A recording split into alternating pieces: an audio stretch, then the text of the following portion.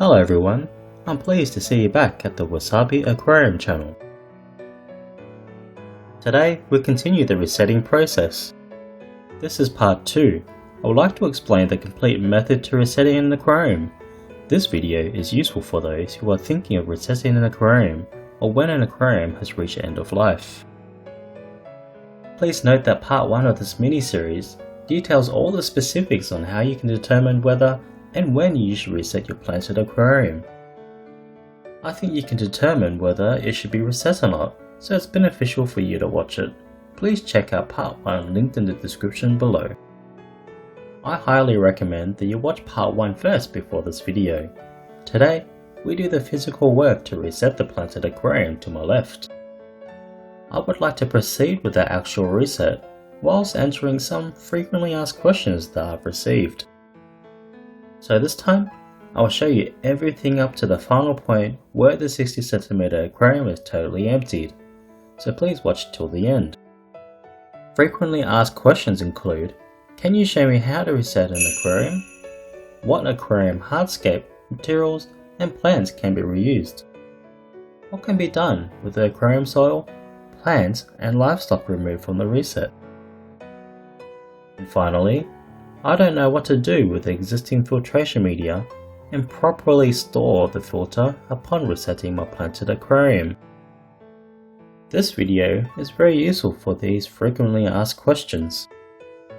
I will explain these frequently asked questions whilst doing the actual reset to this planted aquarium. Alright, let's move on to the first step. First, we will remove the equipment installed in the aquarium. Begin by removing the equipment from the top downwards. For example, the ADA glassware and so on. Let's start with glassware. If you work with it attached, you risk hitting and breaking the glassware when removing hardscape. It is important to always free the aquarium from any equipment. This is the time to ensure your filtration has been turned off as well.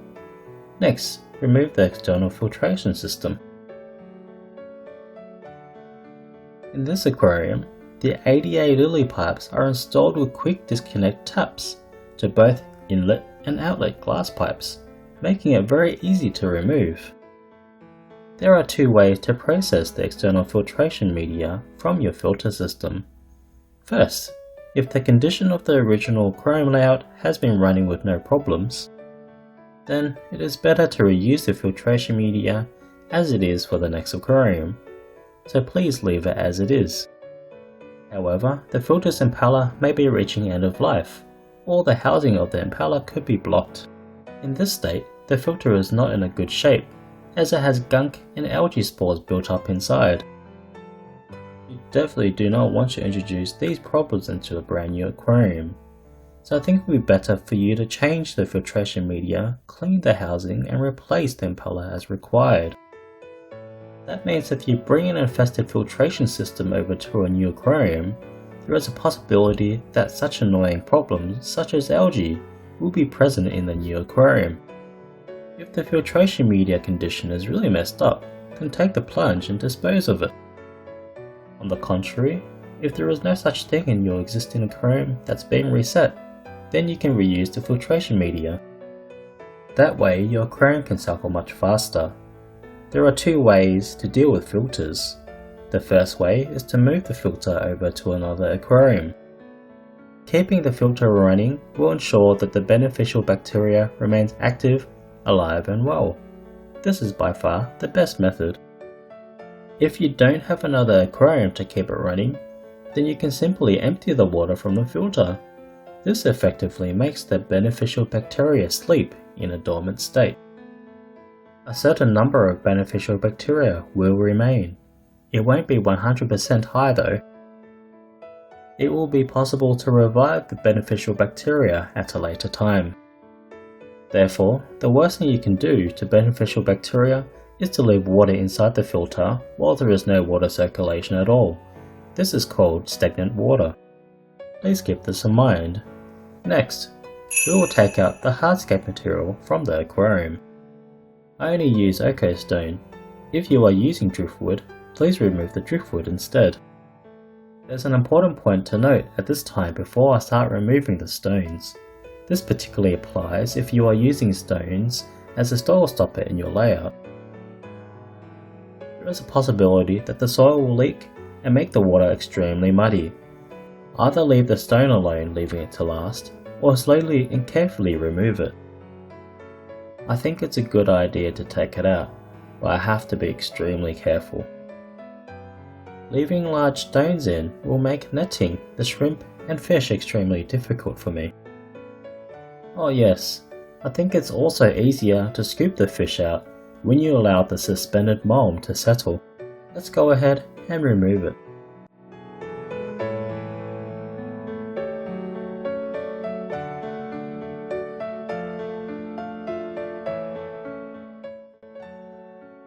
As you can see, it has become a little muddy.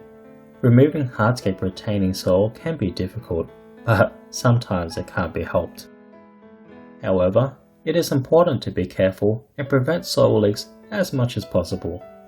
Just take your time and remove the hardscape very carefully. In other words, the soil is often dug up and suspends the mulm, making the tank water very muddy. Please keep this in mind. Careful work is required here, especially when the aquarium is with age. There are more particles and will be more accumulated in the soil. In the case of an aquarium that has been running for a long time, resetting may be a bit more difficult. It's best to take out the stones and driftwood at this time. Depending on the type of hardscape, it's better to treat the hardscape with a bleach solution. I made a video in the past on how to recycle and reuse your stones. If you are interested, I've linked the video in the description. However, depending on the type, there are some hardscape that cannot be reused. In this case, we're using 80-year Oco stone, which can be cleaned and reused. Soaking used stone in a bleach solution, it will return to a beautiful state. Make sure that you wash it thoroughly with running water and soak with a dechlorinator after treatment. This should be fine for most aquarium stones, and on the 80-year Oco stones that I just removed from this tank. Bleaching may be bad for certain hardscape, so I'd like to talk about another method. If the driftwood is bleached, the colour will be lost, and it will become a pure white looking bit of driftwood. So please do not bleach driftwood. I think the safest option is to manually scrub it with a brush under very hot water. It's a bit of work, but I think it's unavoidable considering the safety of your aquarium and the aesthetics of the driftwood. There's a few stones on the far right, holding in the soil at the back. If I remove it, it will cause a lot of turbidity, so I'll leave it as it is for now. The next step is to remove the aquarium plants. This makes netting the livestock out a lot easier. At this stage, if you just yank out the plants, then it will just cause turbidity. I recommend that you use aquarium scissors instead. Simply cut the plants at the base and take them out. The roots are intertwined with the soil, so be sure to use scissors to remove the plants. There are a lot of questions on whether or not plants can be reused. If plants are in very good condition, please reuse them in the next layer. Make sure there are no algae issues in the existing aquarium. Such plants can be reused. If the plants look healthy, with strong stems and good leaf growth, then it's certainly okay to reuse them. On the contrary, if they are thin and discoloured, it will be better for you to use new plants entirely. Speaking in general, I think it's definitely better for you not to reuse plants in aquariums affected by algae, pest snails, or other aquarium related problems. Just make sure there's nothing on the plants, then you'll be fine. Please reuse plants only when they are in an extremely good condition. I will cut the plants with this curved type scissors to trim them as close as possible to the bottom. The stem mass is quite dense, so anyway, cut at the very base of the plant. If the plants are easily broken by gentle pulling, then you may pull them out instead. I think that this curved type aquarium scissors is convenient when it comes to trimming close to the substrate. This is ADA's Pro Wave scissors. I think it's a good idea to use aquarium scissors that has a similar design. As for the tool, I've posted a link in the description below. Please check it out later. I think it will be helpful if you are in search of a pair.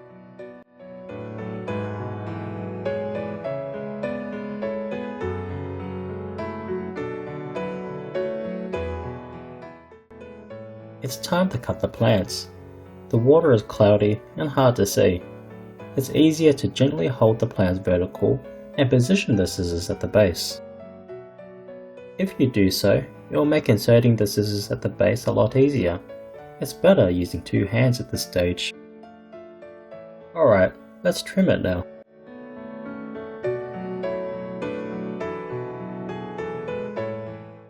A point to note when reusing plants. It is very difficult to make plants extracted from any aquarium last a long time. If you have another aquarium, bunch a few plants and put it into the holding aquarium, or simply wrap it with lead, then submerge it. The plants will be no good if you put it into a holding bucket with some water, so it's best to reuse them on the same day of extraction.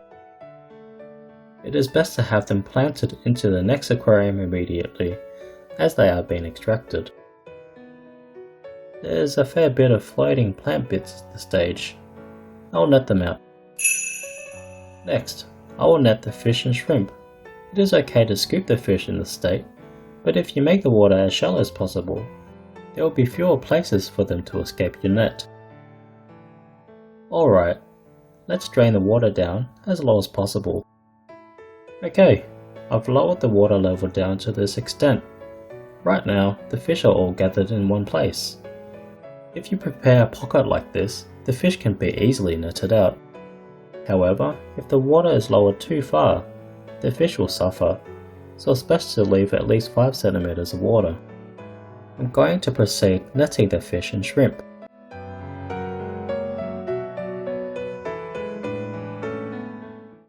Alright, I was able to successfully and safely net out all the fish and shrimp from this aquarium to another holding tank.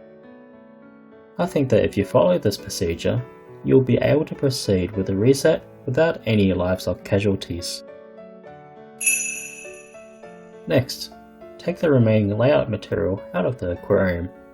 I will start taking out the remaining stones from the layout, then work on removing the soil. At this stage, when I take the soil out, I think it will be very convenient to have these sandbags. Simply put the sandbag in the bucket, then scoop the soil out. It will be easier to dispose the soil because the water would have drained out from the sandbags as you dump the soil in. Here's a sandbag in a bucket. All you do now is scoop out the soil and dump it into the sandbag. Next, please use an aquarium specific scoop with holes to drain the water from the soil. By using it, it will be easier to drain as much water as possible prior to dumping it into the sandbag.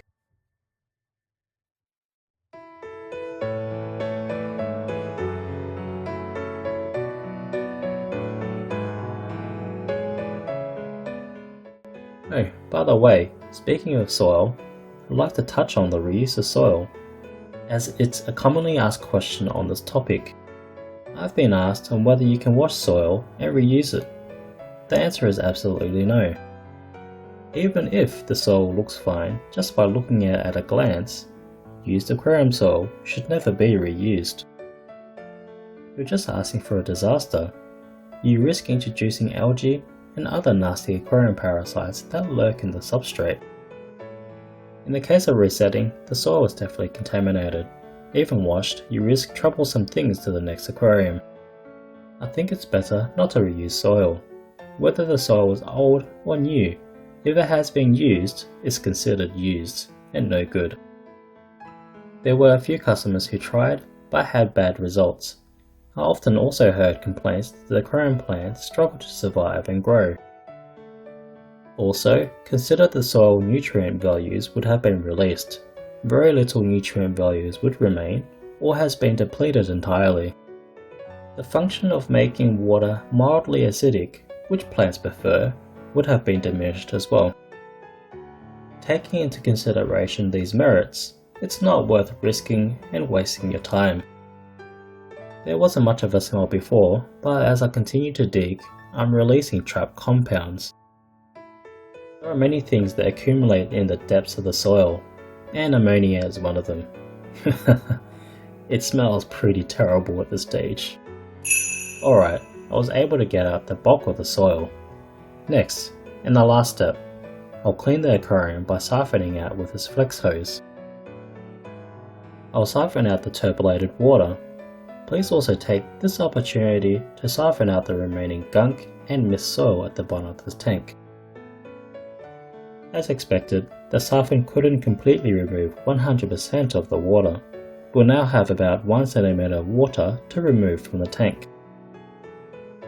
Therefore, I recommend using a cheap yet highly absorbent rag or sponge to soak up the water, then squeeze it out in a bucket. This is the best method that even professionals use to drain the remaining water. You can technically tilt and pour out the water, but this is a fragile glass aquarium. It may be cracked by the slightest impact, or chipped by simply hitting the corner, so it's safer to work with it on the aquarium stand. Okay, well, we're finally done here. The 60 cm planted aquarium has now been successfully reset to a clean and bare state. I explained the reset procedures and all the important points. Glass stains, in particular calcium deposits, can't simply be rubbed off. If you have any problems with these sort of stains, I have another video on how to remove them. For your convenience, I've also listed the video in the description below. Please check it out after this video. Planted aquariums are beautiful and enjoyed when it's healthy and thriving. But if something is not right, or when the aquarium has reached the end of life, it's best to have a refresh. If you feel your aquarium falls into these conditions, please take the plunge and do a reset. I guess the tension is now on me, and what the next design layout would be for the setup. If you already feel uncomfortable with your aquarium, please consider resetting your aquarium and creating something new. I will be also making a new mini-series on constructing a new layout for the 60 cm aquarium.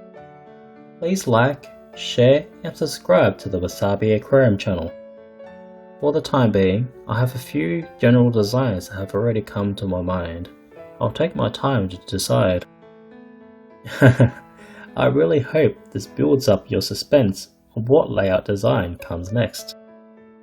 After all, there are so many aquarium sets that I can possibly have in this store. It is not possible for me to add any more. This is a very small store, so in order to make new work, I need to take old work apart. Why not try resetting an aquarium today? If you have any other questions, or you'd like me to explain further on the procedures of a reset, please don't be shy and submit your comment below. Our moderator, Nori Akawa, will endeavour to answer you. Please be informed that frequently asked questions may be featured in future videos. Wasabi Aquarium channel will continue to share know-how, tips and tricks to allow you to maintain your planted aquarium for much longer. I'd be super grateful if you can give me good feedback in the comments below. Thanks for watching, and I'll see you next time.